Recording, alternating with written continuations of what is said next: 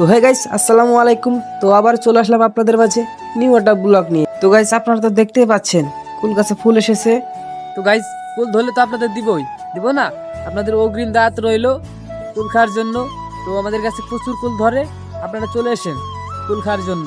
তো কুল তো এখন আপাতত ধরে নাই, তো যখন ধরবে তখন আসেন। আর গাইস, দেখতেই পাচ্ছেন আমাদের ছাদের উপরে উঠলে চারিপাশটা ঠিক এরকম গাছ গাছালিতে ভরা, মোটামুটি সৌন্দর্য আছে। চারিদিকে গাছ রয়েছে, এটা হলো কি আমড়া গাছ, যারা চিনতে পারবেন তারা তো চিনেনি।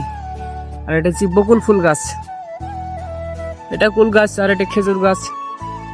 তো দেখতে পাচ্ছেন আশপাশে এটা ডাব গাছ, আর এই যে আমাদের বরুই গাছ গাছ। আর আমাদের মানে বাসার চারপাশটা ঠিক এইরকম ঘেরা, ঠিক আছে। মানে চাষি মানুষ, দেখতে পাচ্ছেন মানে গরু পোষা হয়, গরুর জন্য মানে বিচুলি মানে ছাদে রয়েছে, পালা দিয়ে রয়েছে, উপর দিয়ে কাগজ দিয়ে আছে যেন ভিজে না যায়। আর এই যে খড়ি গাছ আমার, ঠিক আছে, মানে আমি করে নিয়ে এসেছিলাম মানে জাল দেওয়ার জন্য। তো গাইজ, আজকের ভিডিও এই পর্যন্ত। তো সবাই ভালো থাকুন, সুস্থ থাকুন, আল্লাহ হাফেজ।